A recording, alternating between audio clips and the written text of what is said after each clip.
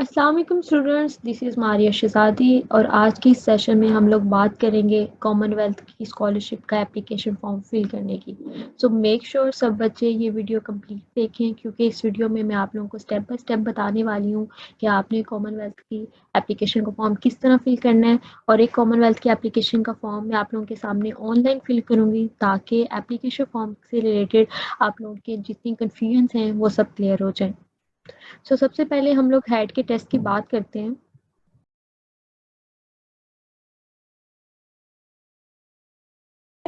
अगर 11 is your last day to apply for your HSC test, अगर आप Commonwealth के लिए अप्लाई करना चाहते हो और आप ये चाहते हो कि आपका हेड टेस्ट उसमें इंक्लूड हो, तो आप इन सब बच्चों ने कल तक जो है अपना हेड के टेस्ट को बुक करवा लें। ठीक है, इससे रिलेटेड मैंने इंफॉर्मेशन पढ़ी थी। देयर सम स्टूडेंट जो ये कह रहे थे कि मैडम अगर हम अभी कल हाई हेड का टेस्ट बुक करवाते हैं तो 17 को हमारा हेड का टेस्ट होगा, तो क्या हमारे मार्क्स जो है वो कॉमनवेल्थ की एप्लीकेशन में जो है इंक्लूड होंगे या नहीं। ठीक है, अब होगा इस तरह कि आपको उसके रिजल्ट की जरूरत नहीं है। ठीक है, आप लोग जाओगे अपना हेड का टेस्ट देकर आ जाओगे। ठीक है, क्योंकि उसके बाद ऑटोमेटिकली क्या होगा कि आपका जो है मार्क्स जो होंगे थ्रू योर CNIC, ठीक है, ऑटोमेटिकली आपके कॉमनवेल्थ की एप्लीकेशन में ऐड हो जाएंगे। ओके, सो आधे बच्चों को तो यही नहीं पता हेड का टेस्ट बुक कैसे करना है।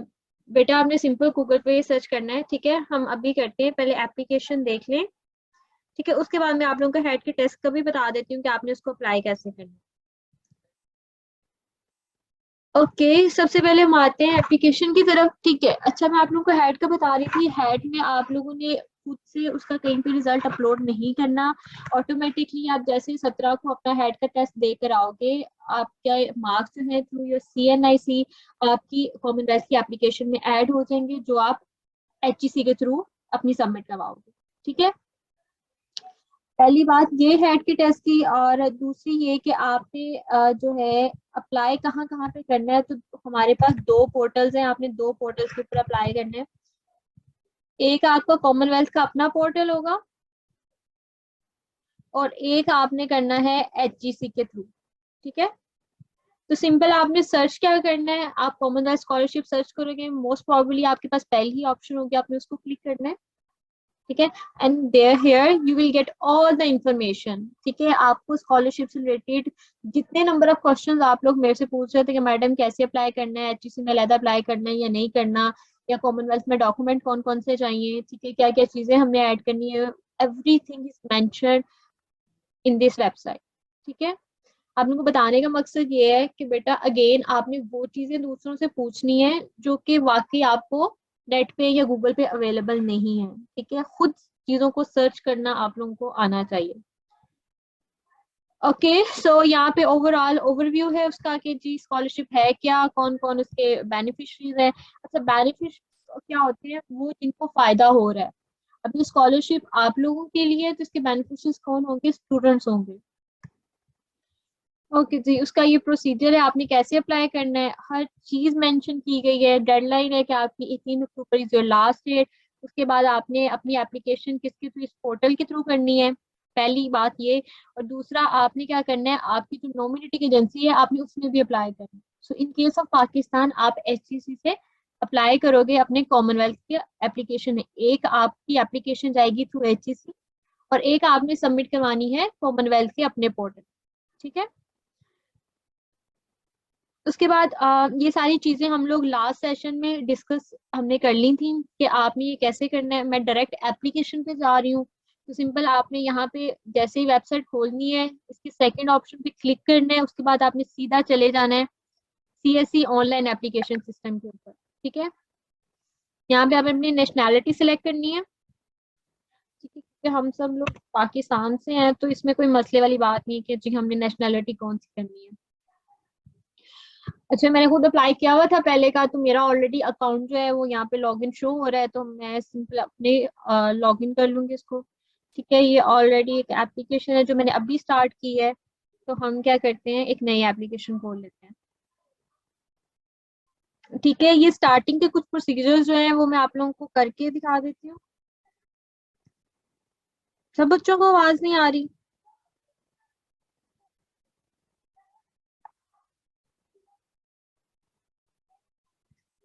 प्लीज मुझे बताए। ओके, जो जिसको आवाज नहीं आ रही उसने बेटा आपने खुद म्यूट किया हुआ है, तो अपने उसको ऑन करें अपने स्पीकर को।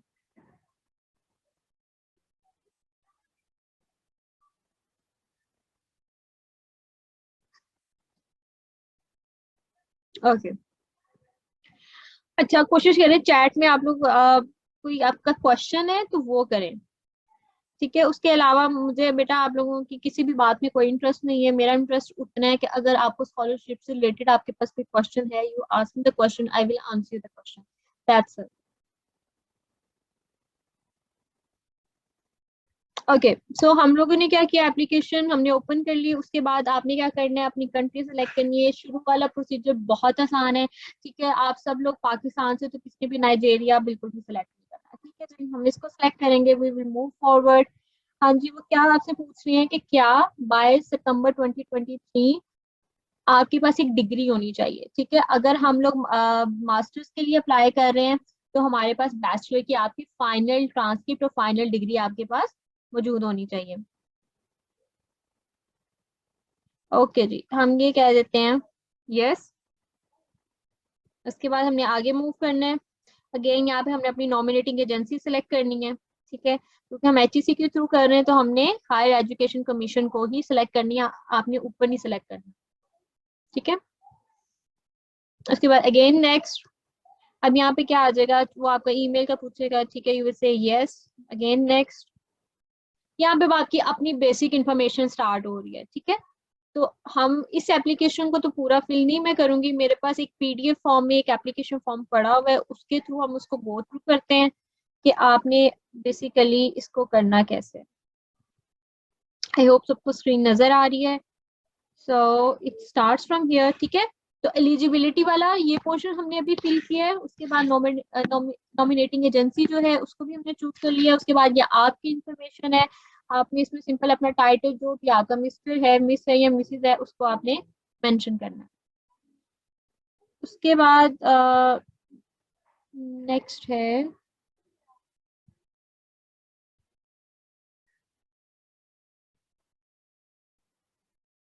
नेक्स्ट वी हैव, ओके,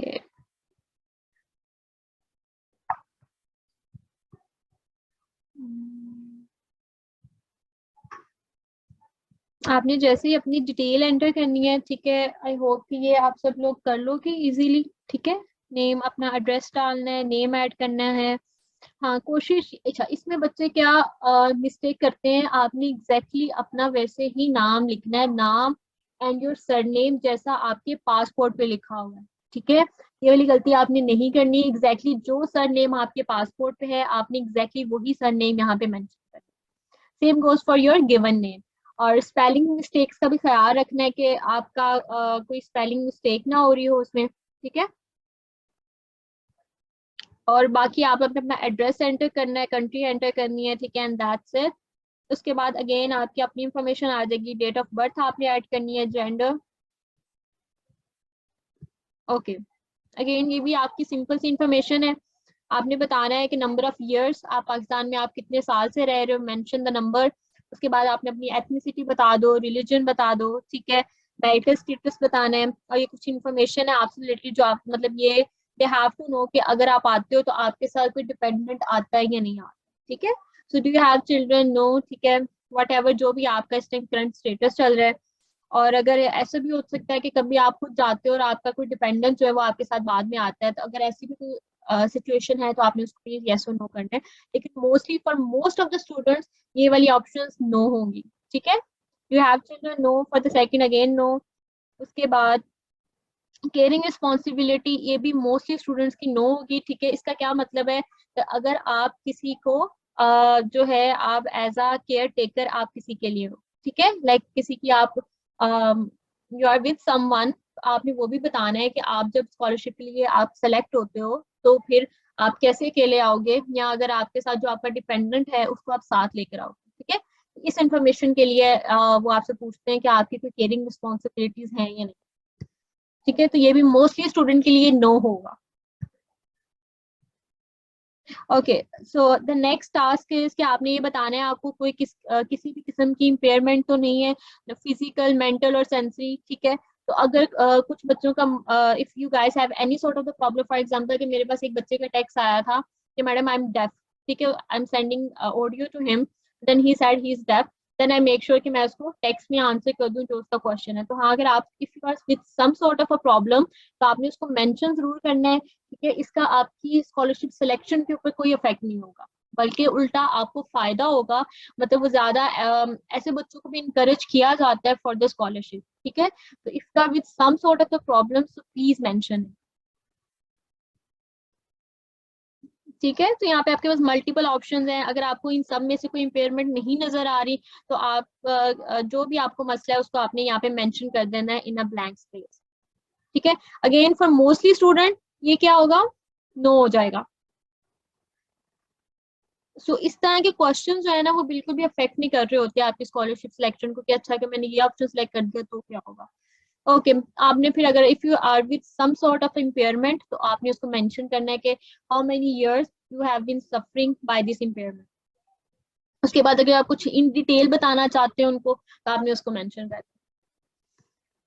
उसके बाद नेक्स्ट इन्फॉर्मेशन है आपके पेरेंट्स से रिलेटेड। आपने अपने फादर का ऑक्यूपेशन बताना है, ठीक है। मल्टीपल आप जैसे आप इसको क्लिक करोगे, क्योंकि अभी तो पीडीएफ फॉर्म में है तो हमें कुछ नजर नहीं आएगा, तो आप जैसे इसको क्लिक करोगे तो आपको मल्टीपल ऑप्शंस नजर आएंगे, मल्टीपल प्रोफेशंस नजर आएंगे। उनमें से जो भी आपके फादर का प्रोफेशन है आपने उसको सेलेक्ट करना है। उसके बाद जो भी उनकी हाईएस्ट लेवल ऑफ एजुकेशन है उसको आपने चूज करना है। Same goes for your mother और योर गार्डियन। गार्डियन किन के लिए होते हैं, जिनके पेरेंट्स नहीं होते, ठीक है। If you don't have a mother or father and you are living with like any of your relative, तो कोई रिलेटिव आपका एज अ गार्डियन काउंट होता है। तो अगर आपके पेरेंट्स नहीं है खुदा ना खास्ता, तो आपने अपने गार्डियन को मेंशन करना है, ठीक है। आई नो कुछ चीजें बहुत बेसिक हैं, लेकिन believe me there are some student जो बहुत बेसिक क्वेश्चंस भी करते हैं, so I am making sure कि आप लोगों के सारे क्वेश्चंस जो है ना वो साथ साथ आंसर होते रहे। अच्छा जी, again same you will add the higher level of education for your mother.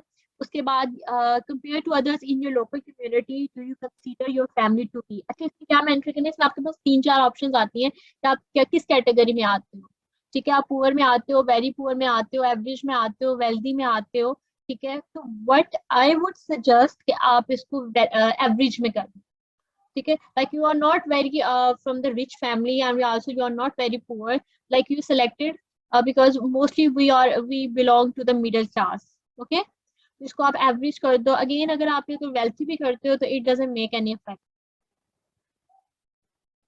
Alright, again refugee status हम लोग के लिए नहीं है, इसलिए सब बच्चों ने इसको नो सेलेक्ट करना है, या प्रेफर नॉट टू से भी कह दो। वो वाले क्वेश्चन जिनके आंसर्स में प्रेफर नॉट टू से आते हैं, इसका मतलब ये वो क्वेश्चन हैं जो सिर्फ उन्हें एक इंफॉर्मेशन के लिए चाहिए, अदरवाइज इसका आपकी स्कॉलरशिप सिलेक्शन के ऊपर कोई इफेक्ट नहीं होगा।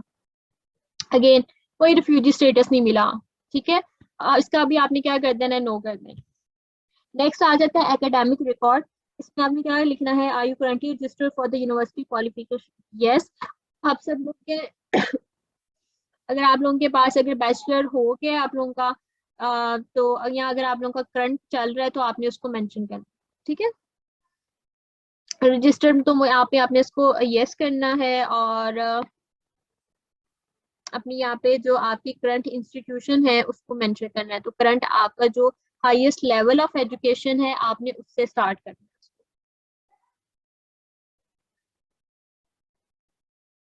ओके उसके बाद आपने उसका नाम लिखना है इंस्टीट्यूशन का, और उसके सब्जेक्ट्स लिखने हैं, और ये बताना है कि आपने कब आपका ये क्वालिफिकेशन कितने ईयर की है, और इसका स्टार्टिंग और एंडिंग पीरियड बताना है। उसके बाद उसके अलावा अगर आपके पास कोई और आपका एकेडमिक एक्सपीरियंस है तो उसको यस करके, तो आपके पास ये दोबारा सेम ब्लॉक्स आ जाएंगे, तो आप इसमें अपनी एजुकेशनल इंफॉर्मेशन ऐड कर। Okay next we have academic record. अच्छा जी, इसमें आपने क्या करना है, जो आपकी यूनिवर्सिटी की क्वालिफिकेशन है उसको आपने ऐड करना है, ठीक है। अपने इंस्टीट्यूशन का नाम, कंट्री का नाम, और उसका आपका time period, starting ending time period आपने ऐड करना है, उसके सब्जेक्ट्स ऐड करने हैं, ठीक है। ईच एंड एवरीथिंग, ठीक है। ये जरूरी नहीं है कि आप ये तीन तक फिल करो, जितना आपका एकेडमिक एक्सपीरियंस है उसको आप मेंशन करो, and then you can move to the next paragraph, ठीक है। ये यहाँ तक सेम रहेगा। उसके बाद दे आस्क या सो नेक्स्ट चीज है, वो आपसे ये पूछ रहे हैं कि आपको इससे पहले कोई स्कॉलरशिप आपकी लगी है, कोई भी एकेडमिक स्कॉलरशिप जो आपको मिली हो, ठीक है, और वो आपने कहा है you have carried out outside of your home country, ठीक है, और वो स्कॉलरशिप पाकिस्तान से बाहर आपको मिली, ठीक है, तो उसको अगर मेंशन करना है और फिर आपने थोड़ा सा उसको इन डिटेल बताना है कि ये आपकी स्कॉलरशिप जो है आपको ये फंडिंग कैसे मिली, और और आपने ये भी इनको बताना है कि जो एजुकेशन है जो आपने एक डिफरेंट कंट्री से की, how you think it is different from your own home country, ठीक है, तो उसको आपने बेसिकली जस्टिफाई करना है। ओके, अगेन कुछ स्टूडेंट्स ऐसे भी होते हैं जिन्होंने मास्टर्स पहले किया होता है, वो डबल मास्टर्स कर रहे होते हैं, ठीक है, आई एड अ पॉइंट हियर, अगर आप अपने मास्टर्स की बेसिस पे अपना दूसरा मास्टर कर रहे हो तो वट एवर, लेकिन आपने जब भी मास्टर्स की स्कॉलरशिप में अप्लाई करना है आपने अपने बैचलर लेवल पे अप्लाई करना है, ठीक है। नॉर्मली कॉमनवेल्थ में जो ये डबल मास्टर वाली चीज होती है इसको इंकरेज नहीं किया जाता कि if a student has already a master degree तो आपने मतलब ये मेंशन नहीं करना, कोशिश करें अपनी सीवी में भी, ये एक लाइक काइंड ऑफ टिप है आपके पास कि अगर आपने एक मास्टर्स कर रखा है तो आपने उस मास्टर्स को कोशिश करें ना अपनी सीवी में मेंशन करें ना अपनी एप्लीकेशन में मेंशन करें। व्हाट हैपेंस मोस्टली जो कॉमनवेल्थ वाले होते हैं वो आपके उस चीज को, एक स्टूडेंट वो है जिस जो कर ही पहली दफा रहा है मास्टर, ठीक है, और एक वो है जिसने पहले मास्टर कर रखा है वो दोबारा डबल मास्टर कर रहा है, तो ज्यादा उसको इनकरेज करेंगे जो कि for the first time master कर, ठीक है, तो आपने इस चीज को ख्याल रखना है, अगर किसी ने पहले मास्टर कर रखा है तो वो इसको मेंशन ना करे, आपको इसका कोई फायदा नहीं होगा। अगर कोई स्कॉलरशिप वगैरह है तो उसको आपने बताना है। ओके जी, नेक्स्ट, मैं शुरू से आप लोगों को बताते हुए आई हूँ कि पब्लिकेशन बहुत एक वाइटल चीज है, वाइटल एलिमेंट है आपके किसी भी स्कॉलरशिप में सिलेक्शन के लिए, ठीक है, तो अगेन कॉमनवेल्थ में भी एंड आई थिंक जो कॉमनवेल्थ की शेयर्ड स्कॉलरशिप है उसमें भी, और एंड आई होप कि जो आपकी शिवनिंग है और इवन जो एचईसी का पोर्टल है वहां पे भी आपके एप्लीकेशन का पब्लिकेशन का एक अलग सेक्शन है, ठीक है, तो जिन चीजों का आपके पास अलग सेक्शन है इट मीन्स कि they are really important for your scholarship selection. अच्छा जी, मैक्सिमम आप यहाँ पे अगर किसी के पास पब्लिकेशन है तो then you can put on up to 10 of your publication. आपने अपने पब्लिकेशन 1 का क्या आएगा, आपका टाइटल आएगा, उसके बाद डिजिटल ऑब्जेक्ट आइडेंटिफायर, ये क्या होता है, आपको एक नंबर मिलता है जब भी आपको कोई आर्टिकल पब्लिश होता है और वो नंबर आपके आर्टिकल के लिए स्पेसिफिक होता है, ठीक है।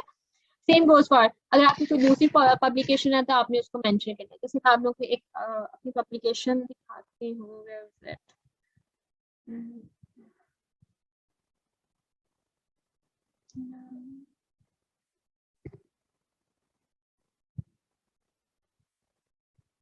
Okay, just like this. अब पब्लिकेशन 1 में क्या आ जाएगा, इसका टाइटल, जो भी आपकी पब्लिकेशन है उसका टाइटल आ जाएगा और ये है आपका DOI नंबर, ठीक है, उसको आपने कॉपी करके वहां पे पेस्ट कर लें। Okay, let's get back to the scholarship, हम यहाँ पे थे, ठीक है, तो आपने इसी तरह करना है, क्या लिखना है, अपनी पब्लिकेशन का टाइटल आपने मेंशन कर देना है और उसके साथ उसका जो DOI नंबर है, डिजिटल ऑब्जेक्ट आइडेंटिफायर, उसको ऐड कर देना उसमें, ठीक है, और यहाँ पे आप मैक्सिमम जो है अपनी 10 पब्लिकेशन जो है उसको मेंशन कर सकते हो। उसके बाद जो नेक्स्ट पॉइंट है हमारे पास वो है लिस्ट एनी एकेडमिक और प्रोफेशनल प्राइजेस। अगर किसी के पास कोई पब्लिकेशन नहीं है तो इट्स ओके, आप ना मेंशन करो, ठीक है, और स्टूडेंट्स आई वुड से कि आप ये सोचकर स्कॉलरशिप में अप्लाई ना करो कि ये स्कॉलरशिप आपको मिलेगी मिलेगी, क्योंकि जब हम बहुत ज्यादा एक्सपेक्टेशंस लगा लेते हैं ना किसी चीज से एंड देन वैसा नहीं होता तो वो एक आपके लिए बहुत ज्यादा हर्टिंग फेज होता है, तो आप गिव अप कर देते हो चीजों को। जस्ट रिमेम्बर, दो चीजें अपने माइंड में रखें, पहली ये कि हो सकता है आपकी स्कॉलरशिप लग जाए, दूसरा ये अगर आपकी स्कॉलरशिप नहीं भी लगती तो आपके लिए लर्निंग फेज होगा, ठीक है, आपको एक एक्सपीरियंस मिल जाएगा, आप एक पूरे प्रोसेस से गो थ्रू हो चुके होंगे, आपको सब पता होगा जी, नेक्स्ट टाइम अगर आपने अप्लाई करना है तो ना ही अब आपको इस चीज बात की टेंशन होगी कि हेड के लिए कैसे अप्लाई करना है, या एचईसी का पोर्टल में भी अप्लाई करते हैं या हमने कॉमनवेल्थ के कौन से पोर्टल में अप्लाई करना है, हमें चीजों को कैसे आंसर करना है, ठीक है, तो इन बोथ केसेस वो आपके लिए एक लर्निंग फेज है। ओके, तो अच्छा, यहाँ पे आपने क्या मेंशन करना है, एक और चीज, जब भी आप अपनी कोई भी स्कॉलरशिप का फॉर्म फिल कर रहे होते हैं उससे पहले आपने अपनी सीवी बना के रखनी है, ठीक है। इसीलिए जब मैंने ये सेशन स्टार्ट किए तो I start with your CV, ठीक है। मैंने सीवी के ऊपर इन डिटेल पहले आपको बताया कि आपकी सीवी कैसे होनी चाहिए, और काफी स्टूडेंट्स ने मुझे अपनी सीवी ठीक करके भी भेजी एंड दे आर गुड। तो आपकी हमेशा सीवी जो है वो पहले आपके पास होनी चाहिए। कोशिश करें एसओपी भी अपने पास एक जर्नलाइज से बना के रखें। तो फायदा ये होता है कि जब फिर जैसे जैसे आपके पास स्कॉलरशिप आती है आप उसमें सिर्फ मॉडिफिकेशंस करते हो, चेंजेस करते हो, आपको पूरी एसओपी नहीं बनानी पड़ती क्योंकि आपके पास ऑलरेडी एक स्ट्रक्चर होता है। And again it doesn't matter कि आपका कौन सा डिसिप्लिन है, कौन सी डिग्री है, एसओपी का स्ट्रक्चर जो है वो सेम रहता है सब चीजों के लिए, ठीक है। हमने वही चीजें मेंशन करनी होती है जो मैंने स्ट्रक्चर आपको पहले बताया हुआ है कि आपका पहला पैराग्राफ क्या होता है, वो आपके बारे में, आपकी एकेडमिक क्वालिफिकेशन, आपकी एकेडमिक अचीवमेंट्स और आपकी डिस्टिंक्शन के बारे में होता है, and your motivation behind selecting that particular field of study, okay. और जो आपका सेकंड पैराग्राफ है वो किस बारे में होगा, वो आपके इन डिटेल होता है कि आपने अपनी बैचलर डिग्री में या मास्टर डिग्री में या कोई भी आपकी डिग्री है उसमें आपके पास प्रैक्टिकल एक्सपीरियंस क्या क्या थे, ठीक है। उसमें आपने कोई प्रोजेक्ट पे काम किया है, आपने बेसिकली अपने प्रैक्टिकल एक्सपीरियंस को बताना है, कोई प्रोजेक्ट्स पे काम किया है उनको मेंशन करना है, इंटर्नशिप्स की है उनको मेंशन करना है, कोई जॉब है आपकी फील्ड से रिलेटेड उसको मेंशन करना है, ठीक है। और थर्ड पैराग्राफ में आप क्या करते हो, आप बस ये बताते हो कि आप जिस यूनिवर्सिटी में अप्लाई करना चाह रहे हो उसमें क्यों आप अप्लाई करते हो, उसके साथ अपना स्टडी प्लान भी बताते हो कि आप कैसे जो है, how you are planning to study this particular degree in the country, और आपको कैसे लगता है कि जो आपके गोल्स जो हैं या जो आपके मिशन जो हैं अगर आप उसको इस कंट्री में इस डिग्री के को पढ़ोगे तो वो आपके फुलफिल हो जाए, ठीक है। और लास्ट में फिर आप उनके मोटिवेशन बताते हो कि why you are applying to this particular country and in this particular university, and that's it, ठीक है। एसओपी का स्ट्रक्चर यही है, किसी भी डिग्री के लिए अप्लाई कर रहे हो, किसी भी लेवल पे अप्लाई कर रहे हो, मास्टर्स है आपका, इवन पीएचडी है या पोस्ट हो के कोई भी डिग्री है, सबके केसेस में आपकी जो स्ट्रक्चर जो है इट ऑलवेज रिमेन सेम।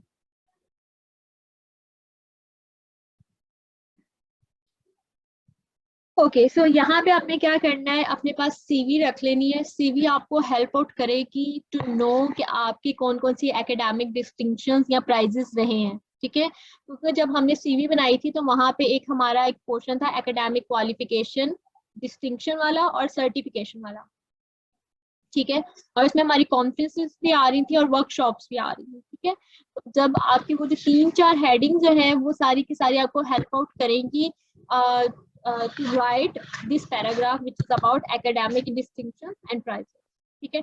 आपको कोई भी बेटा कोई भी आपको डिस्टिंक्शन मिली है, ठीक है, start with the laptop, start with the solar lamp, what ever जो भी आपको मिला हुआ है वो भी अभी एक डिस्टिंक्शन है, ऑल तो हम उसको काउंट नहीं करते, लेकिन अगर आपके पास इससे अच्छी कोई डिस्टिंक्शन नहीं है तो उसको मेंशन जरूर करना है। प्राइजेस अगर आपको कुछ भी मिले हुए हैं, आपका हायर से जीपीए रहा है किसी क्लास में, या आपको कोई स्टाइपेंड मिला है, ठीक है, किसी भी किस्म का आपके जो एकेडमिक डिस्टिंक्शंस हैं, ये प्राइजेस जो है उनको आपने यहाँ पे मेंशन करना है, ठीक है। मैक्सिमम इसकी लिमिट क्या है, 250 वर्ड्स, लेकिन अगर आप उसको 200 या 150 वर्ड्स में भी कर लेते हो तो it's okay, it's not necessary कि आपने वो 250 वर्ड्स ही पूरे करने हैं।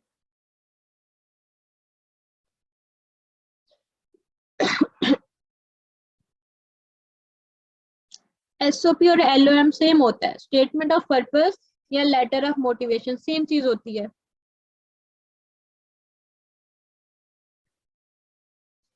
उसके बाद no we will move to the next section which is about your employment, ठीक है। आपने कहीं पे भी जॉब किया आपने उसको मेंशन करना है, ठीक है। एम्प्लॉयर में आपका आ जाएगा आपके ऑर्गेनाइजेशन, ठीक है, आप किसके लिए काम कर रहे हो। तो अगर आपकी कोई इंस्टीट्यूट है तो आपने इंस्टीट्यूट को मेंशन कर देना है, कोई कंपनी है तो उसको मेंशन कर देना है। This is how you will do it. यहाँ पे अपना जॉब टाइटल बताना है, आपने स्टार्टिंग डेट बतानी है, एंडिंग डेट बतानी है, कंट्री बतानी है, और उसकी अपनी मेन रिस्पॉन्सिबिलिटीज बेसिकली आपने बता देना है, अपना जॉब डिस्क्रिप्शन कि आप जो ये जॉब कर रहे थे तो इसमें आपकी रिस्पॉन्सिबिलिटीज क्या, ठीक है। ये भी आपको वो अप्रूव कह रहा है कि अगर आपने कोई सेकंड एम्प्लॉयमेंट किया है तो उसको भी मेंशन कर दें इसमें। अगेन अगर आपने अगर एम्प्लॉयमेंट नहीं किया आप लोगों ने, ठीक है, जॉब नहीं थी आपके पास, तो आपने इंटर्नशिप को मेंशन यहाँ पे करना, ठीक है। अब आप लोगों के पास सीवी होगी तो आपको ये मुश्किल नहीं होगा ये सारी कॉलम को फिल करना। सो मेक श्योर जब आप अपनी एप्लीकेशन फिल कर रहे हो आपकी सीवी आप लोगों के पास होनी चाहिए। ओके जी, सो दिस इज हाउ उन्होंने अप टू जो है आप लोगों को मैक्सिमम 5 एम्प्लॉयमेंट सेक्शन दिए हुए हैं। तो आपके मोस्टली 1 या 2 या 3 मैक्सिमम आपके जाएंगे, तो you will leave the other one blank.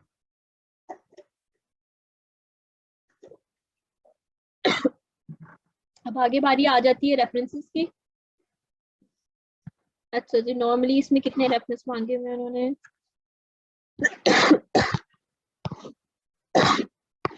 Okay, total 3 references हैं इसमें। तो आपने करना ये है कि अगर आपने कहीं पे जॉब नहीं की तो आपके वो तीनों के तीनों रेफरेंसेस जो हैं आपकी इंस्टीट्यूट से ही आप ले सकते हो। 3 डिफरेंट टीचर से ले लो। एक उससे ले लो जिसने आपको पढ़ाया था सेमेस्टर के दौरान, योर इंस्ट्रक्टर। दूसरा आप अपना कोई सुपरवाइजर ले सकते हो, ठीक है। तीसरा आप जिस टीचर ने आपको लैब करवाई है तो उसको ले लो, ठीक है। आपने 3 डिफरेंट टीचर्स को ले लेना है। अगर आपने कहीं पे जॉब की है या इवन कहीं पे इंटर्नशिप भी की है और वो अगर आप उन्हें कहते हो कि आप एक रेफरेंस लेटर दे दें तो आप उनसे भी ले सकते हो। तो अगर 3 है तो 2 आप ले लो अपने इंस्टीट्यूट से, जिसमें एक आपका इंस्ट्रक्टर से रेफरेंस लेटर होगा और एक आपके सुपरवाइजर से होगा, 2 के। और एक आप जो है जहाँ पे आप काम कर रहे हैं वहां पे जो भी आपका हेड ऑफ द डिपार्टमेंट है या जो भी आपका मैनेजर है आप उससे ले सकते हैं। अगेन आपने रेफरेंस लेटर उस बंदे से लेने हैं जो कि रेलेवेंट है, ये चीज याद रखनी है। मतलब अगेन अगर आपने कहीं पे फॉर लाइक पार्ट टाइम अगर आपने कहीं पे एज अ सेल्समैन गुजारा है, लेकिन आप क्या हो, आप साइंस के स्टूडेंट हो या मेडिकल के स्टूडेंट हो, तो उस सेल्समैन के मैनेजर का आपको फायदा नहीं होगा रेफरेंस का, ठीक है। आपने अपनी डिग्री से रेलेवेंट बंदों से रेफरेंस लेटर लेनी है, ये बात भी याद रखनी है।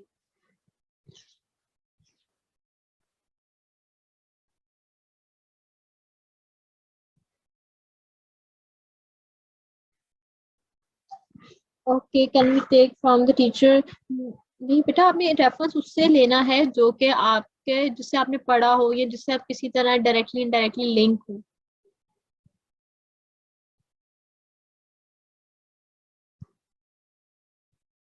यहाँ तक एप्लीकेशन फॉर्म फिल करना is just a piece of cake, ठीक है। मेन चीज कहाँ क्या आती है, यहाँ से आपका जो डेवलपमेंट इम्पैक्ट है। जैसे आप डेवलपमेंट इम्पैक्ट पे जाते हो तो जब जैसे आपने इसको सिलेक्ट करना होता है आपके पास मल्टीपल ऑप्शंस आ जाती हैं, ठीक है। आई होप कि हम ये वाली चीज जो है इसको लाइव कर लें अभी के लिए। अगर मैं यहाँ से एप्लीकेशन ओपन करूँ, कोई बच्चा है जो इस सेक्शन तक पहुंचा हुआ है तो या तो वो अपना शेयर कर दे। ओके, तब तक आप लोग के क्वेश्चंस आंसर कर लेते हैं। रेफरेंस लेटर के बेशुमार टेम्पलेट्स जो है ना आपको इंटरनेट पे मिल जाएंगे, कोई भी उठा लो उसको अपने लिहाज से सेट कर लो, अपनी डिग्री शिग्री का नाम लिख लो, आपने क्या क्या किया है, काम क्या किए हैं, ठीक है। और रेफरेंस लेटर उसकी कोई आपकी लेंथ कंपलसरी नहीं होती कि आपने पूरे पेज का करना है। नॉर्मली आप उसको हाफ पेज 3/4 पेज का भी अगर आप लिख लेते हो रेफरेंस तो इनफ है। हाँ, लेकिन अगर आपने अगेन सेम चीज कह रही हो, आपने कभी भी कोई चीज कॉपी पेस्ट नहीं करनी है। अगर आप इंटरनेट से भी टेम्पलेट ले रहे हो एग्जैक्टली कॉपी पेस्ट कर रहे हो तो उसको भी आपने अपनी वर्डिंग में चेंज जरूर करना है, ठीक है। ये सारी सेम चीजें हैं जो अभी तक हम कर रहे हैं। ओके, जब तक मैं आपके एप्लीकेशन के सेक्शन पे पहुंचती हूँ आप लोग मेरे से क्वेश्चन कर सकते हैं।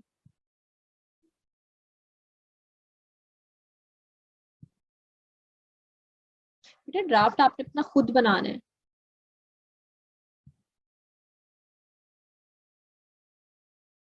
अच्छा, एक मैं आप लोगों को टिप बताती हूँ। आप लोगों को भी पता है कि मोस्टली स्टूडेंट्स जो है जब अपने टीचर्स को रेफरेंस लेटर का कहते हैं तो टीचर्स नहीं देते आपको रेफरेंस लेटर, ठीक है। ये आपको बहुत ज्यादा तंग करते हैं। आप उन्हें कहते हैं या तब जाके देते हैं जब आपकी एप्लीकेशन रिजल्ट की होती है। तो आप लोगों ने क्या करना है, रेफरेंस लेटर चाहे खुद लिख लो, सिर्फ उस टीचर को कह दो कि वो आपको साइन स्टैम्प कर दे, ठीक है।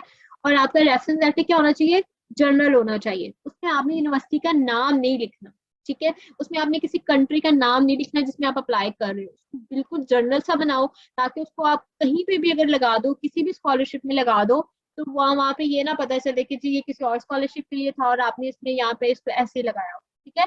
तो आपने ओवरऑल स्कॉलरशिप का नाम नहीं मेंशन करना, एग्जैक्टली स्पेसिफिक नहीं होना आपने अपने रेफरेंस लेटर में। तो इसका फायदा आपको क्या होगा कि आप किसी भी जगह पे अगर आप अप्लाई कर रहे हो तो आपको बार बार अपने टीचर्स को नहीं कहना पड़ेगा। जिनको शौक होता है वो उनको कहे ठीक है आप हमें स्पेसिफिक बना दें, लेकिन कुछ टीचर्स होते हैं वो ना, वो ये कहते हैं कि आप ना हमारी सरदर्द बने तो ना हम आपकी, ठीक है। And they ask you to go for the general reference letter. अगर टीचर आपको स्पेसिफिक बना के दे रहा है तो वो बहुत अच्छी बात है, ठीक है। लेकिन अपने पास जनरल रखने का ये फायदा होगा कि आप अपने टीचर को बार बार तंग नहीं करोगे, ठीक है। इसमें ये मसला है कि आप तब तक आगे नहीं जा सकते जब तक आप फिल नहीं करते। चलो हम कुछ लिख लेते हैं। Okay, any other question?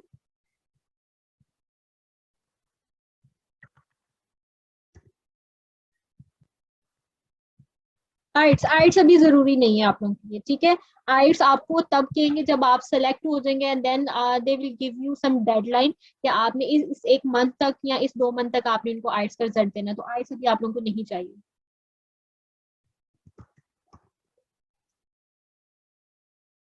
CGPA के ऐसा रिक्वायरमेंट नहीं है। उन्होंने मतलब कोई ये नहीं रखी, लिमिट नहीं रखी कि जिसका 3.5 ही होगा हम उसको सिलेक्ट करेंगे, लेकिन हाँ सीजीपीए आप लोगों का मैटर करता है आप लोगों की सिलेक्शन में। नो, जो बच्चे जो है ये वही बच्चे अप्लाई कर सकते हैं जिनके पास फाइनल डिग्री मौजूद है, final decree with final transcript.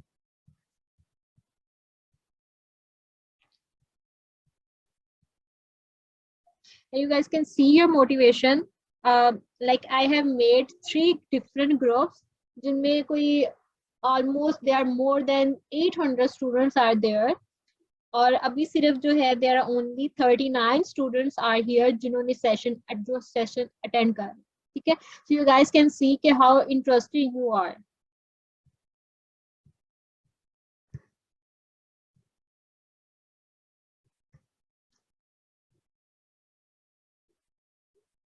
नहीं, रेफरेंस लेटर आपका लेटर हेड के ऊपर होना जरूरी है, आप कभी भी उसको प्लेन पेपर के ऊपर नहीं सबमिट करवा सकते। लेकिन बेटा तब तक तो आपकी वो डेडलाइन जो है गुजर जाएगी ना। नहीं, 1 ईयर लगा लो लेकिन वो आपका रिसेंट होना चाहिए, विद इन 6 मंथ। कोशिश करें आप लोग का रेफरेंस लेटर जो है विद इन 6 मंथ आप उसको लगा लें।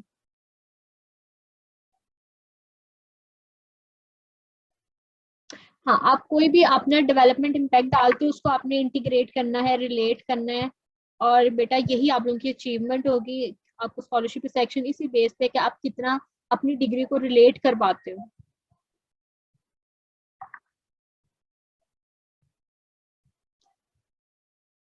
Next intake next year.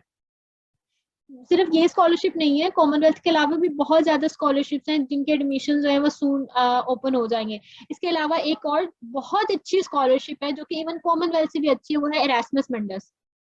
तो बेटा उसकी भी ओपन हो चुकी है वो स्कॉलरशिप, और उसकी डेडलाइन जो है वो फेब तक जाती है आपके पास, ठीक है। तो आई रियली होप कि आप लोग यहाँ पहले अप्लाई कर लो, इसलिए मैं बहुत ज्यादा आप लोगों के लिए रश क्रिएट नहीं किया कि मैं आपको बताऊं जी ये भी स्कॉलरशिप है, ये भी अभी जिस टाइम इस टाइम जो सी स्कॉलरशिप चल रही है हम उसको ही देखेंगे, ठीक है। तो कॉमनवेल्थ अगर ये हो जाती है उसके बाद आपकी एरास्मस मंडस बहुत अच्छी स्कॉलरशिप है, उसमें भी आप लोगों ने अप्लाई जरूर करना है। उसमें सिर्फ आप एक कंट्री में नहीं पढ़ते बल्कि आप मल्टीपल यूनिवर्सिटीज होती हैं जो कि मल्टीपल कंट्रीज में आप लोगों को आपने अपना कोर्स कंप्लीट करना हो, तो वो ज्यादा अच्छा आपके लिए एक्सपीरियंस है, even more than Commonwealth. Okay, so from here आप लोगों की मेन एप्लीकेशन जो है वो स्टार्ट हो रही है जिसमें आपने चीजें लिखनी है, उनको मेंशन करना है। तो सबसे पहले आपने क्या करना है, अपना डेवलपमेंट इम्पैक्ट थीम सेलेक्ट करना है, ठीक है। जैसे आप लोगों को नजर आ रहा होगा यहाँ पे टोटल 6 थीम्स गिवन है, उनमें से आपने उसको चूज करना है जिसको आप लगता है कि आप फ्यूचर में इसके ऊपर काम कर सकते हैं, या इनमें से आपने वो थीम सेलेक्ट करना है जो कि आपके डिग्री के साथ मैच कर रहा है, ठीक है। नॉर्मली वो बच्चे जिनकी जैसे देयर मल्टीपल टिप्स के आपने आपको कैसे पता चलेगा कि आपका कौन सा थीम आपने सेलेक्ट करना है। तो आपके पास जो है जैसे वो बच्चे जिन्होंने इंजीनियरिंग की फील्ड्स हैं जिनकी, ठीक है, तो ऑब्वियसली उनका क्या होगा, science and technology for development, वो बच्चे जिनकी सबकी साइंस से रिलेटेड कोई भी फील्ड है, वो सब जो है ना ये वाला थीम सेलेक्ट कर सकते हैं, science and technology for development. ठीक है, उसके बाद हमारे पास आ जाता है प्रमोटिंग ग्लोबल प्रोस्पेरिटी। ठीक है, ये भी साइंस के बच्चे कर सकते हैं, हमें सिर्फ ये बताना है कि आप ग्लोबली कैसे उस चीज को अफेक्ट कर सकते हो through your area of study. उसके बाद सेकंड जो है straightening global piece security and governance. ये मोस्टली जो वो बच्चे जिनके सोशल सब्जेक्ट्स हैं। ठीक है, आप लोगों को पता चल रहा है। ठीक है, ये जो आप लोगों के पास कीवर्ड्स है, इन कीवर्ड से आप लोगों को आइडिया हो जाएगा कि आपकी डिग्री के साथ कौन सा थीम मैच कर रहा है। तो नॉर्मली वो बच्चे जिनके सब्जेक्ट्स जो है वो सोशल सब्जेक्ट्स हैं, वो इनमें से कोई सेकंड थीम जो है उसको चूज कर सकते हैं। उसके बाद थर्ड है strengthening resilience and responses to crisis. तो अगेन जो ये अगेन वही स्टूडेंट्स जो है जो मैनेजमेंट डिग्री रख रहे हैं या वो इससे रिलेटेड कुछ पढ़ रहे हैं, जो है क्लाइमेट से रिलेटेड हो या इन्वायरमेंट से रिलेटेड हो, तो वो सारे बच्चे जो है ये वाला थर्ड थीम सेलेक्ट कर सकते हैं। Science and technology for development, इसमें सारे वो बच्चे जो कि साइंस डिग्री जिनके पास है उससे रिलेटेड जो है वो ये फोर्थ थीम सेलेक्ट कर सकते हैं। पांचवा आ जाता है स्ट्रेटनिंग हेल्थ सिस्टम और कैपेसिटी। जितने भी मेडिकल के स्टूडेंट्स, ठीक है, वो ये मेडिकल से रिलेटेड आप लोगों की डिग्रीज हैं, जैसे बॉटनी कर रहे हैं कुछ लोग, या बायोमेडिकल साइंस उन्होंने किया है, या और इसके अलावा क्या डिग्रीज हो सकती है, मतलब कोई भी मेडिकल से रिलेटेड आपकी डिग्री है उसको आपने सेलेक्ट करना है। ठीक है, और साइंस एंड टेक्नोलॉजी आपने आपकी सारी इंजीनियरिंग की फील्ड्स आ जाएंगी। ठीक है, अगर मैं आप लोगों को अपना बताऊं तो मैंने जो है ये फिफ्थ वाली चूज की थी, because my degree is biomedical engineering, जो कि डायरेक्टली लिंक कर रही होती है हेल्थ सिस्टम के साथ। ठीक है, और even I can choose this fourth theme science and technology for development. ठीक है, क्योंकि मेरी इंजीनियरिंग की फील्ड है, बायोमेडिकल इंजीनियरिंग है, so I can also choose fourth option. तो वो बच्चे जो बायोमेडिकल साइंसेस कर रहे हैं या बायोमेडिकल इंजीनियरिंग के बच्चे हैं, वो इनमें से कोई भी ऑप्शन चूज कर सकते हैं। नेक्स्ट है एक्सेस इंक्लूजन एंड अपॉर्चुनिटी। ठीक है, ये भी ज्यादातर जो है ना आपका वैसे मैनेजमेंट या सोशल सब्जेक्ट्स में आएगा, लेकिन अगर आप इसको जस्टिफाई कर पाते हो तो आप इसको चूज कर सकते हो। ठीक है, इसको बहुत ध्यान से आपने चूज करना है। आपकी इस थीम सिलेक्शन से आपकी गोल्स आपके डिपेंड कर रहे होंगे, आपकी एसओपी डिपेंड कर रही होगी, आपके जो करियर गोल्स हैं वो मैटर कर रहे होंगे। ठीक है, जो एग्रीकल्चर वाले हैं वो पहला चूज कर सकते हैं। ठीक है, आप लोग इस तरह मेरे से पूछ लो, अपनी डिग्रीज का पूछो, मैं आप लोगों को बताती हूँ। ठीक है, एग्रीकल्चर वाले पहला कर सकते हैं, और हाँ वो पहला ज्यादा अच्छा होगा उनके लिए। फिजिक्स वाले क्या कर सकते हैं, ये फोर्थ वाला कर सकते हैं साइंस एंड टेक्नोलॉजी, क्योंकि फिजिक्स अगेन क्या साइंस है आप लोगों का। ठीक है, लाइफ साइंसेज और बायोटेक्नोलॉजी ये आपके पास चौथी और पांचवी थीम में आएंगे। जो मेडिकल से रिलेटेड है वो पांचवी थीम में आ जाएगा, जो डायरेक्टली इंजीनियरिंग या साइंस रिलेटेड सब्जेक्ट्स है वो चौथे थीम में आएगा। ठीक है, अगर आपकी हेल्थ से रिलेटेड रिसर्च है तो आप इसको फिफ्थ में करोगे। फॉर्मेटी ये भी फिफ्थ थीम होगा। ठीक है, ये मैं जनरली आपको बता रही हूँ। Okay, what else. मीडिया ये आपका किस में आ जाएगा, पहला भी आ सकता है दूसरा भी आ सकता है, या आप इसको लास्ट वाला सिक्स थीम भी आ सकते हैं। मैनेजमेंट के लिए नॉर्मली आपका पहला दूसरा और छठा, इनमें से देखना आप कहाँ पे आप उसको किस तरह जस्टिफाई कर सकते हो चीजों को।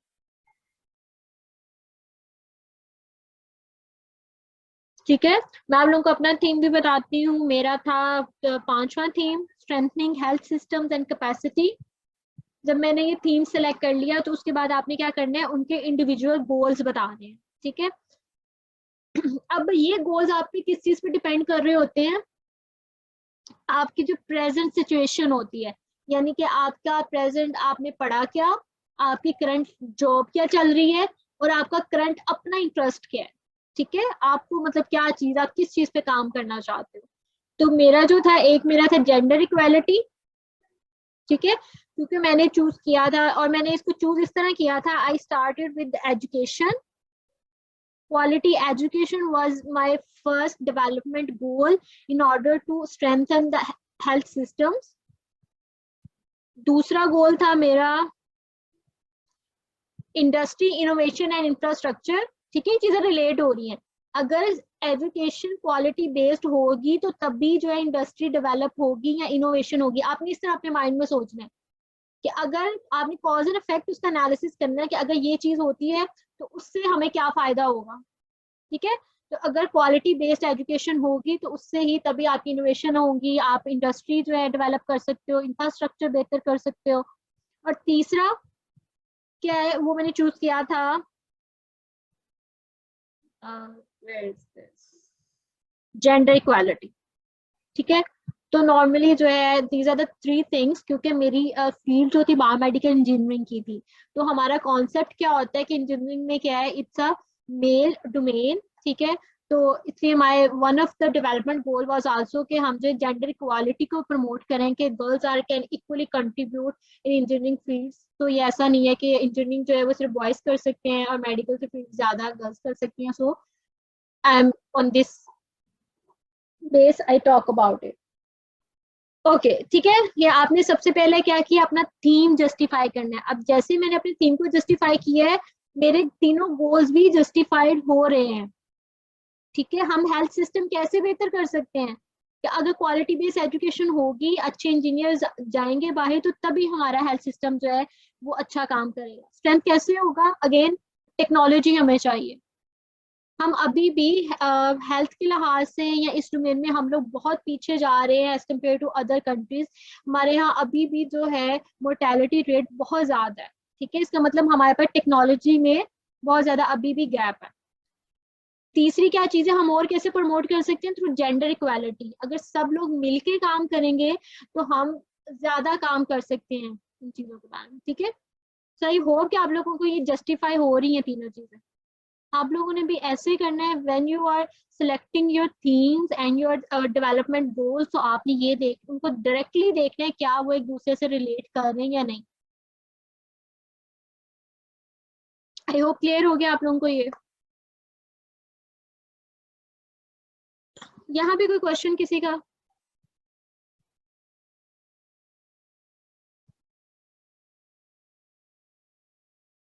Know questions?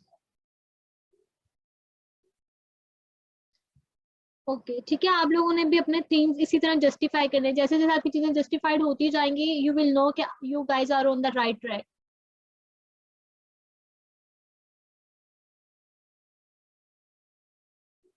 अच्छा जी, नेक्स्ट अब आपका आता है डेवलपमेंट इम्पैक्ट पार्ट 1, ठीक है। अभी आपने इन डिटेल बताना है।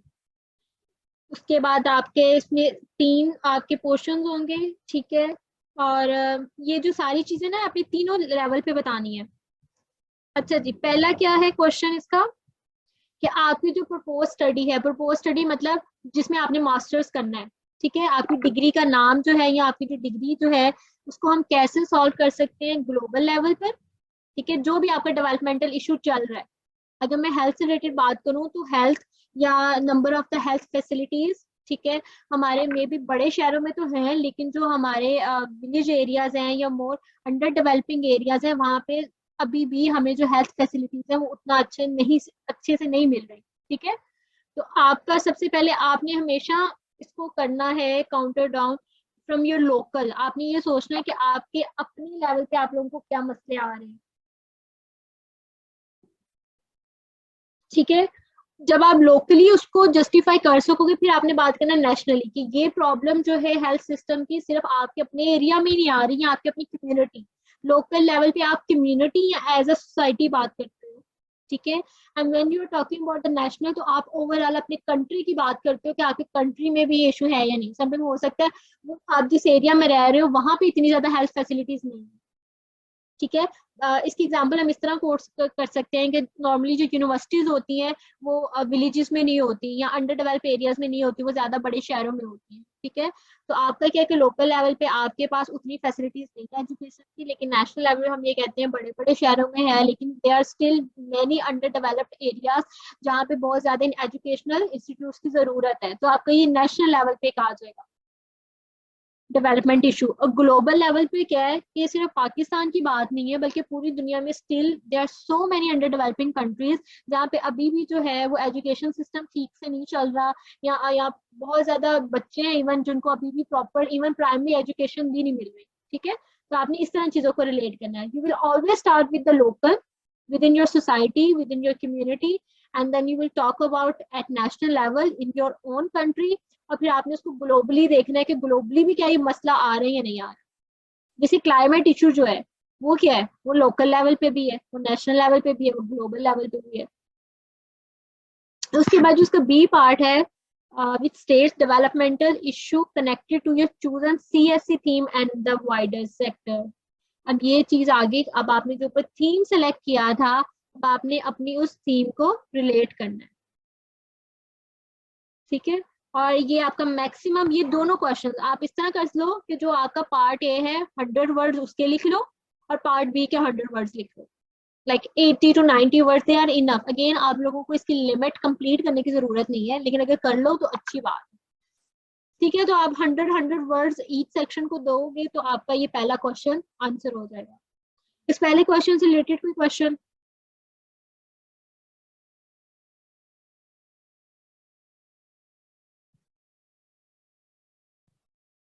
I hope everything is clear to you guys. Okay, जो हमारे पास सेकंड है, अब उसको हम देखते हैं।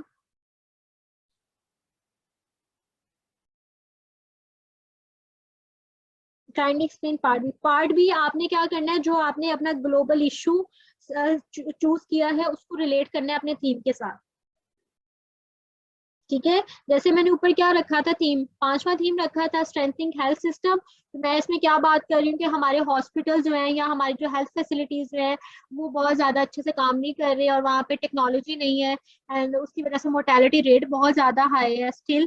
तो मैं इसको कैसे रिलेट कर सकती हूँ, अपने थीम के साथ मैंने रिलेट करना है, क्योंकि मैं अगर ये वाला इशू हम एड्रेस करेंगे, अगर हम टेक्नोलॉजी लेकर आते हैं अपने हेल्थ सिस्टम्स में, या हम बहुत ज्यादा हेल्थ फैसिलिटीज बनाते हैं अपने मुल्क में या अपने कम्युनिटी लेवल में या सोसाइटी लेवल पे, तो हम जो है उससे ये वाला थीम हमारा एड्रेस हो रहा है। ठीक है, डायरेक्टली हो रहा है। ये बिल्कुल जरूरी नहीं है कि आप अपना वर्ड काउंट पूरा करो। ठीक है, अगर आप 200 वर्ड्स हैं आप उसको 180 190 तक कंप्लीट कर रहे हो, इट्स इनफ। अगेन बच्चों, कहानियां नहीं उसमें बतानी कि वर्ड लिमिट इतनी है तो मैं कुछ भी उसको लिख दूं, बस वर्ड लिमिट ही है ना, नहीं, उन्होंने अंदर आपका कंटेंट पढ़ना है। Believe me, they read every single of your application. ठीक है, आई होप कि अब आप लोगों का पार्ट 1 क्लियर है। ओके जी, पार्ट 2 है हमारे पास, which states how you intend to apply your new skills and qualification when you return home. Same चीज है कि अगर आप किसी अब्रॉड से कोई डिग्री करते हो तो आपका उसको कैसे अपने मुल्क में अप्लाई कर सकते हो। ठीक है, तो उसको आपने बताना है, अगर आपने वहां पे कोई नई चीज सीखी है, कोई नई टेक्नोलॉजी सीखी है, ठीक है, या कोई नई मैनेजमेंट स्किल सीखी है, तो उसको आपने बताना है कि आप उसको अपनी कंट्री में उसको ऐसे ऐसे अप्लाई आप करोगे। ठीक है, और इसमें आपने अगेन ये 100 वर्ड्स का है, 100 वर्ड्स इज नथिंग। ठीक है, आपने 3 लाइनें लिखनी है, आपके 70 to 80 वर्ड वैसे कंप्लीट हो जाएंगे। ठीक है, तो ये बिल्कुल आपने शॉर्ट से डिस्क्रिप्शन में बताना है, इनके आंसर करना है। अच्छा जी, थर्ड क्वेश्चन है हमारे पास, how you expect will change in development term including the outcome that we aim to achieve. अच्छा, आउटकम और आउटकम में हमारे पास डिफरेंस क्या होता है? आउटकम वो चीज होती है जो प्रैक्टिकली हम देख सकते हैं, एनीथिंग विच इज टेंजिबल, जो कि लोगों को पता चल रहा है कि आप बाहर से पढ़ के आए हो और आपने यहाँ पे कुछ किया है और वो सबके पास एक सब उसको देख सकते हैं। ठीक है, सबको पता चल रहा है ये चीज एक मेजरेबल है, ये सब चीज उसको मेजर कर सकते हैं कि हाँ जी आपने यहाँ पे पहले ये हालात थे, आपने ये एक एक्टिविटी की और इस एक्टिविटी का ये फायदा हुआ। ठीक है, if you take example of our session, तो वो बच्चे obviously, if you guys are 22 students, तो ऑब्वियसली आप 22 बच्चों की इंफॉर्मेशन लेवल थोड़ा सा ज्यादा होगा उन बच्चों के मुकाबले में जिन्होंने सेशन अटेंड नहीं किया। ठीक है, तो ये हमारे पास क्या एक आउटकम है हमारे इस सेशन का। ठीक है, उसके बाद सेकंड आपका था time frame for the implementation. आपने टाइम फ्रेम बताना है उनको कि अच्छा अगर आप यहाँ पे कोई एक चीज इम्प्लीमेंट कर रहे हो या आपके कोई फ्यूचर प्लान्स है, तो आपको लगता है आप कब तक उसको इम्प्लीमेंट कर लो। ठीक है, ताकि उसको मैयर कर सके बाद में। और सी पार्ट है इसका, who the beneficiaries will be. Beneficiary कौन होता है? जिसको डायरेक्टली फायदा हो रहा होता है उस चीज से, ठीक है। अगर हाँ आपका कहीं पे आप हेल्थ फैसिलिटीज बनाते हो तो उसका फायदा किसको होगा? वहां के लोगों को, वहां की पॉपुलेशन को, ठीक है। तो इस तरह अगर आप कहीं पे एजुकेशनल इंस्टीट्यूट बना रहे हो या आप कहीं पे कोई लैब बना रहे हो तो उसका फायदा किसको हो रहा है? स्टूडेंट्स को, ठीक है। तो आपने क्लियरली बताना है, हर क्वेश्चन को क्लियरली आंसर करना है। ये वो वाले क्वेश्चन है जिनमें आपने कहानियां नहीं बनानी है, आपने इनको शॉर्ट ब्रीफली जो है उनको आंसर करना है। ओके जी, फोर इम्पैक्ट हमारे पास क्या है? How the impact of your work could be best measure, ठीक है। अब आपने ये बताना है कि हम कैसे उसको मैयर कर सकते हैं। जैसे अगर आपने कोई एक जगह थी वहां पे मोर्टेलिटी रेट बहुत ज्यादा था, ठीक है, तो आपने वहां पे कोई हेल्थ फैसिलिटी बनाई या आपने कोई चीज वहां पे एडिशन किया, तो हम उसको कैसे मैयर करेंगे? We will check the mortality rate के अच्छा नंबर ऑफ डेथ्स कितनी हुई। अगर वो पहले से कम हुई है तो हम ये कह सकते हैं कि हाँ जो आउटकम आप लेकर आए उसका वाकई फायदा हुआ है कुछ, ठीक है। तो आपका जो इम्पैक्ट जो है it should be best measure. अगर आपका का ये है कि आपकी यहाँ पे इंस्टीट्यूशनल रिसर्च नहीं होती, आप बाहर से रिसर्च सीखोगे और आप यहाँ पे अपने मुल्क में रिसर्च करोगे तो अगेन इसका फायदा आपके मुल्क के लोगों को होगा, ठीक है। वो जिस पर्टिकुलर एरिया में आप रिसर्च कर रहे होगे उसी एरिया में हम उसके इम्पैक्ट को मेजर कर सकते हैं, ठीक है। ये भी बिल्कुल आसान सी चीज है। Okay, I think I can move not next year. So अभी के लिए हम कोई सिलेक्ट कर लेते हैं।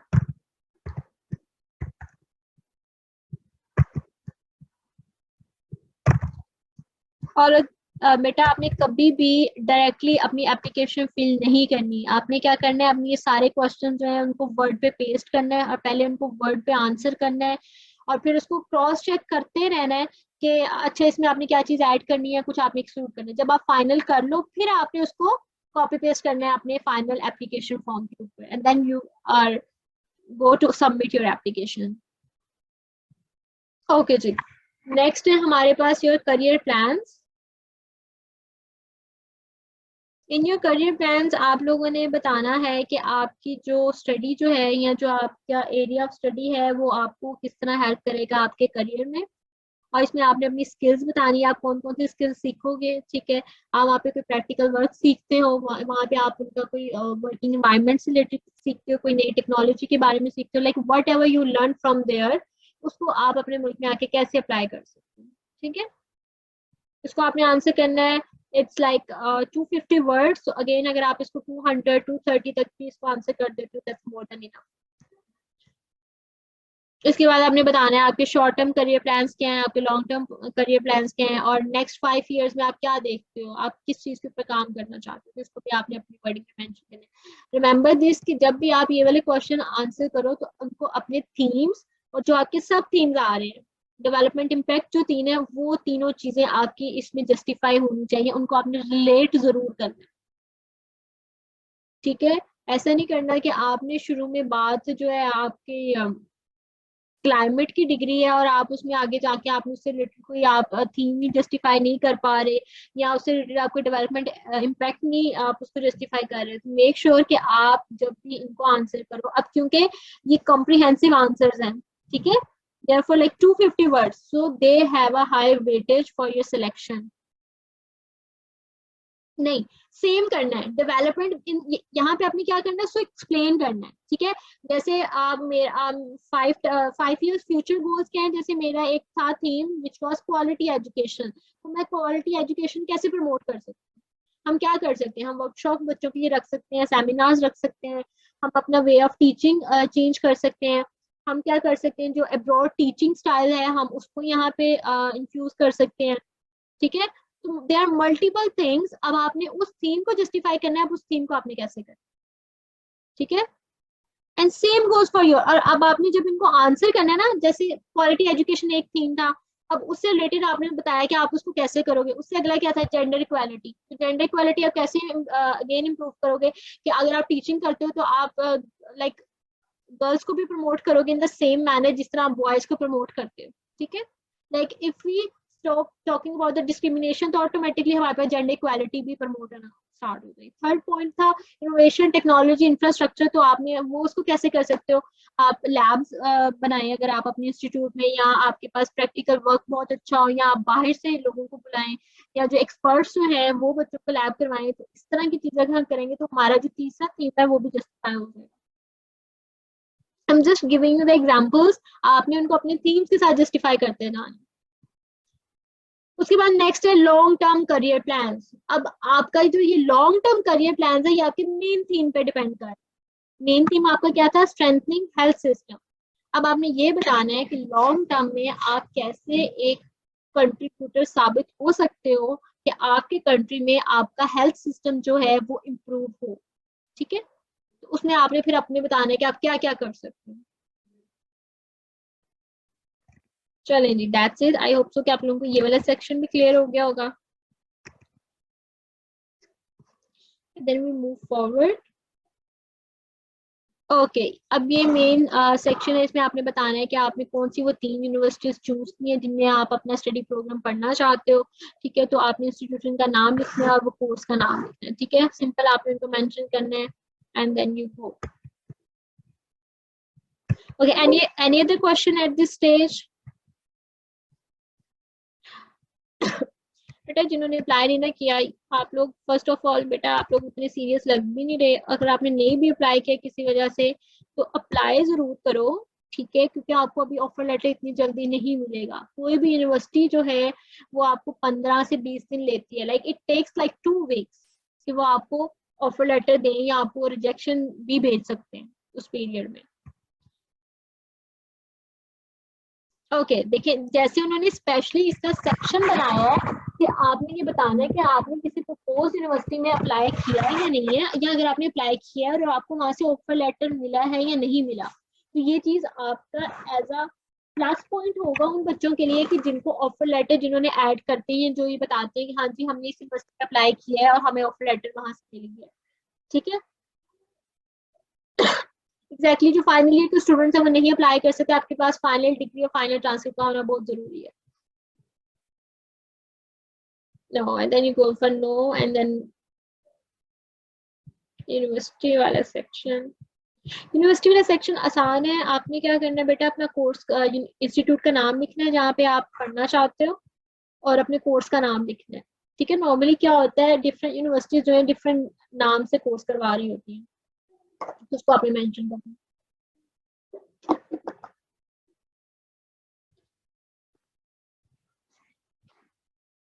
If you have not any contact, if you hadn't made any contact, तो आपने क्या करना है, सिंपल आप मेंशन कर दो, आप ये कह दो कि अप्लाई आपने जरूर किया है। ठीक है, और अप्लाई कर दो। अप्लाई करना it will take like just 10 to 15 minutes of yours.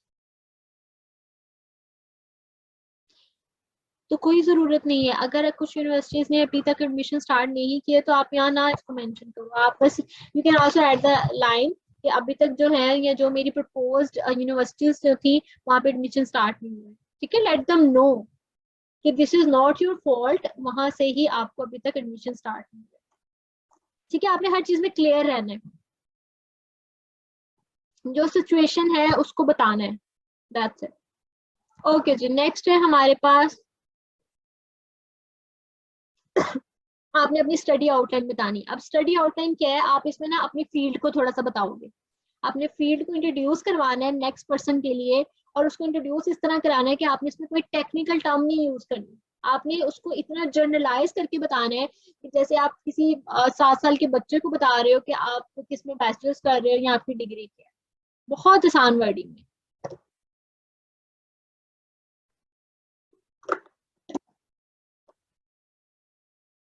हाँ, कुछ यूनिवर्सिटीज ऐसी होती हैं कि जब आप वहां पे अप्लाई करते हो तो दे आस्क कि आप अपनी फंडिंग कैसे कर रहे हो, सेल्फ फंडिंग है या स्कॉलरशिप है, and then they have the option even for Commonwealth scholarship. अब मुझे याद है मैंने एक यूनिवर्सिटी में अप्लाई किया था, तो उन्होंने मुझे ऑफर लेटर तो मुझे मिला ही था, उसके अलावा उन्होंने मुझे रेफर भी की थी स्कॉलरशिप कि अभी जो है आपके कंट्री में ये स्कॉलरशिप चल रही है और आप उसके लिए एलिजिबल हो तो आपको उसके लिए अप्लाई करना चाहिए। ठीक है, तो समटाइम यूनिवर्सिटीज आपको खुद रेफर कर देती हैं। ठीक है, स्टडी आउटलाइन में क्या बताना है, आपने अपनी डिग्री को बताना है, what are you studying, that's it. Again क्या है, आपने कोई टेक्निकल टर्म्स नहीं यूज करनी इसमें, ना ही आपने कोई आपकी एब्रिविएशन है, एब्रिविएशन नहीं यूज करनी। हाँ जी, मैं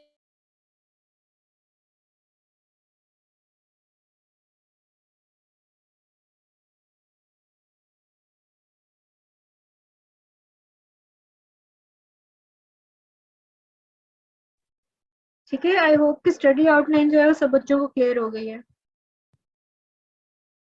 ठीक है, आप लोगों की एप्लीकेशन बेटा बहुत आसान होती है, सिर्फ आपने चीज़ों को समझ के करना है और आपने सिर्फ उनको वो इन्फॉर्मेशन प्रोवाइड करनी है जो आपको उन्होंने आपसे पूछी है, दैट्स इट। ठीक है, और ये आपका 125 वर्ड्स का होगा, इसको आपने एक्सप्लेन करना है अपनी डिग्री प्रोग्राम को और उसका जो आपके ऑब्जेक्टिव्स हैं डिग्री के उसको। और आपने किसी भी किस्म की कोई एप्लीकेशन यूज नहीं करनी, शॉर्ट फॉर्म्स नहीं यूज करनी, फुल फॉर्म में आपने बताना है। ठीक है, जैसे बीएमई है, हो सकता है कुछ लोगों को बीएमई का पता हो कि बीएमई फॉर बायोमेडिकल इंजीनियरिंग, लेकिन देयर आर सम पीपल के जिनको नहीं पता बीएमई क्या चीज है। ठीक है, तो आपने हमेशा उसकी फुल फॉर्म यूज करनी है।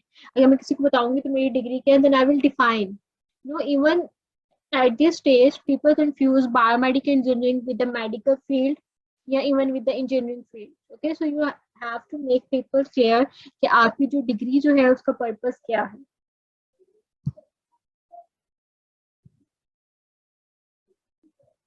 ठीक है, जैसे उन्होंने क्या बात की है, जो आपका सिलेक्शन पैनल होता है उसको पता तो सब चीजों को होता है, लेकिन वो क्या होते हैं, स्पेशलिस्ट नहीं होते आपके सब्जेक्ट में।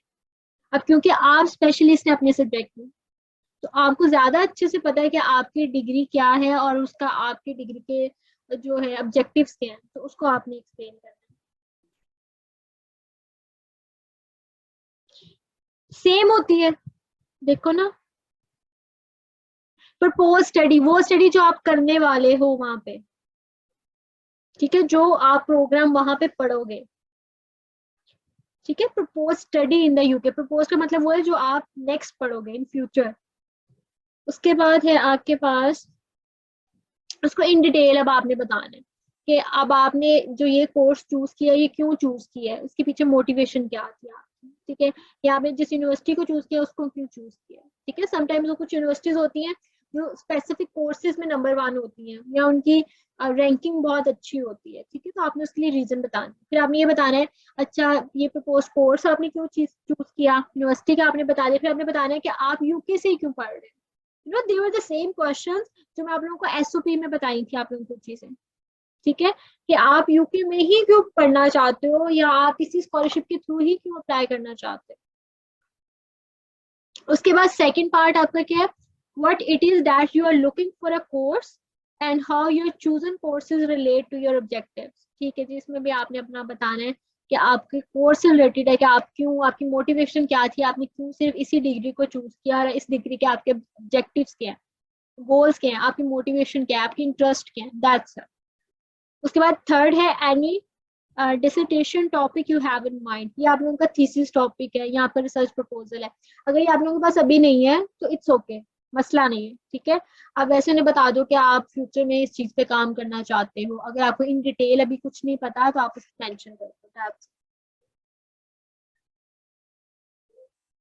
अच्छा जी, यहाँ पे आपने 3 कीवर्ड्स यूज कर लेने हैं अपनी मर्जी के। ठीक है, कि आपके प्रपोज स्टडी को जो है वो समराइज कर सकते हैं, यहाँ पे अपने डिग्री का नाम आ सकता है। ठीक है, और उसकी जो डिग्री के कोर सब्जेक्ट्स जो हैं वो यहाँ पे ऐड हो सकते हैं। ठीक है, ये 3 चीजें आपने यहाँ पे करनी है। ओके, ये बहुत मसला है इसका एप्लीकेशन, नेक्स्ट मूव नहीं करते। I will have to add things here. Okay, अब ये नेक्स्ट आ गया आपकी पर्सनल स्टेटमेंट। अब पर्सनल स्टेटमेंट ये आपकी एसओपी है। ठीक है, अच्छा एक चीज याद रखें, जो आपका एसओपी और लेटर ऑफ मोटिवेशन है ये सेम होता है, और जो पर्सनल स्टेटमेंट जो है ना ये थोड़ी सी अलग होती है। पर्सनल स्टेटमेंट ज्यादा पर्सन होती है अबाउट यू, मतलब जिसमें आप ये बताते हो कि आप, आपकी इनकरेजमेंट या आपका वो पॉइंट ऑफ इंटरेस्ट कहाँ से डेवलप हुआ। ठीक है, इट इज मोर पर्सनलाइज्ड और it is more informal as compare to your SOP और लेटर ऑफ मोटिवेशन, ये चीज याद रखनी है।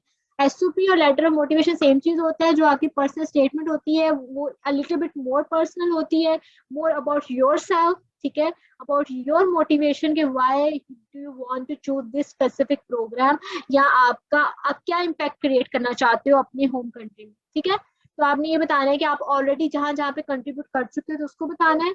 अब ये कंट्रीब्यूशन कैसे बता सकते हैं, आपने कहीं पे जॉब की होगी, अपनी फील्ड से रिलेटेड की होगी ना, वो ऑब्वियसली आपका कंट्रीब्यूशन होगा। या अगर आपने किसी किस्म का कोई पर्सनल या कम्युनिटी बैरियर आपने ओवरकम किया, आप उसको मेंशन कर सकते हो। फॉर गर्ल्स, गर्ल्स के लिए like to some for some areas like even higher education जो है उनके लिए बहुत बड़ा चैलेंज होता है, तो आप उसको मेंशन कर सकते हो, how you overcome this thing, how you convince your parents और how you deal with the society, ठीक है, everything. But the same thing goes for the boys. I don't think so. Like they are the barriers for the girls only. Same thing happens for the boys. तो आपने अपना बताना है कि आप जो है ना आपकी मोटिवेशन कैसे रही है, या आपने आपको कौन कौन से चैलेंजेस जो थे वो आए, वो आपके फाइनेंशियल चैलेंजेस भी आ सकते हैं, ठीक है, कि आपके पास इतना ट्यूशन फीस देने के पैसे नहीं थे, या फाइनेंशियल इश्यूज थे, या might be some other issues थे जो कि आपको रोक रहे थे फ्रॉम योर हायर एजुकेशन, लेकिन आपने उनको फाइनली ओवरकम किया, तो वो आपके बहुत एक अच्छा इम्पैक्ट पड़ता है, ठीक है। तो इसको आपने मेंशन करना है। ये पर्सनल स्टेटमेंट आपकी होगी मैक्सिमम 500 वर्ड्स की, और इसको आप नॉर्मली 450 490 तक कर, ठीक है। अगेन अगेन मैं कह रही हूँ 500 पूरा करना जरूरी नहीं है, लेकिन अगर आप उससे कम करते हो तो it should be more than 400।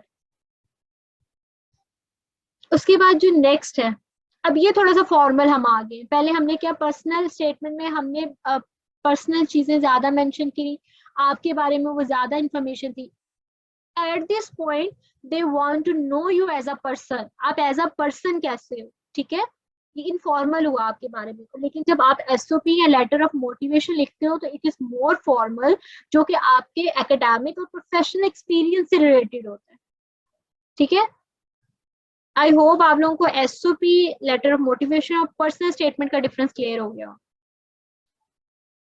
उसके बाद नेक्स्ट आपने ये बताना है कि आपका जो वॉलंटरी और लीडरशिप एक्सपीरियंस है, ये डिपेंड कर रहा होता है। अगर आपने कहीं पे कोई इवेंट ऑर्गेनाइज किया है, आप किसी सोसाइटी का पार्ट रहे हो, आपने इसको मेंशन करना है। आपने किसी एनजीओ में काम किया है, आपने इसको मेंशन करना है, ठीक है।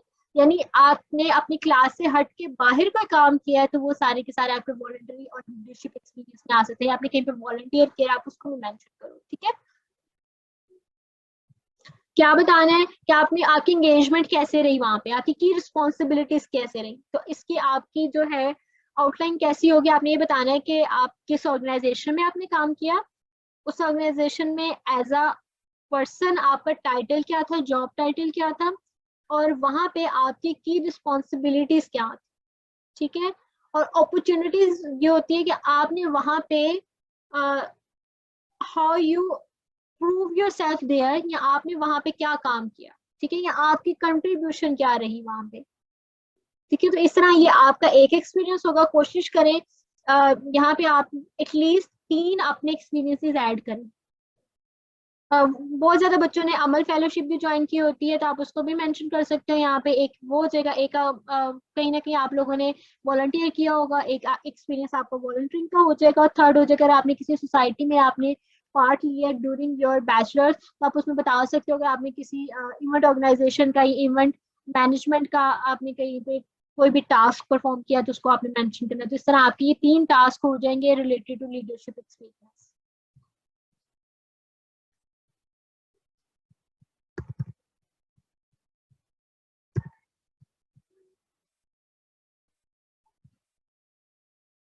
Alright student, this is your next phase. इसमें आप लोगों ने क्या करना है, अपने सारे के सारे डॉक्यूमेंट्स अटैच करने हैं। ये सारे के सारे वो डॉक्यूमेंट्स हैं जो मैं आप लोगों को प्रीवियस वीडियो में भी बता चुकी हूँ कि आपने जब भी कॉमनवेल्थ की एप्लीकेशन फॉर्म को फिल करना है, तो आपने ये सारे के सारे डॉक्यूमेंट्स प्रिपेयर रखने हैं।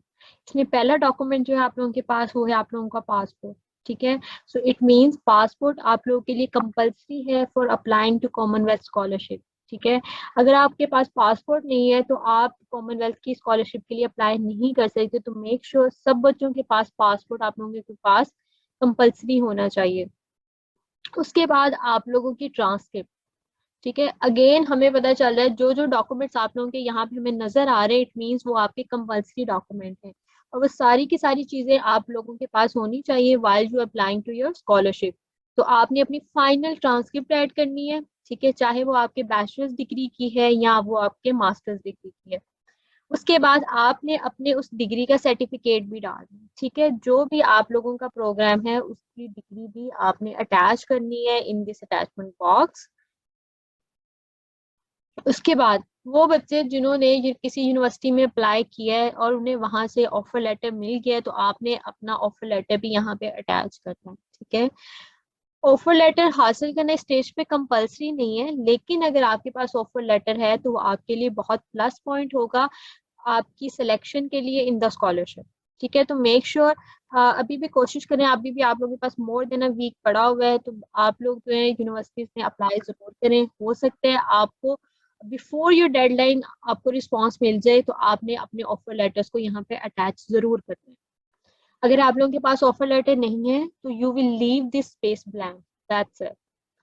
उसके बाद आता है आपके रेफरेंसेस, ठीक है। इसमें मिनिमम आपने 2 रेफरेंसेस ऐड करने हैं।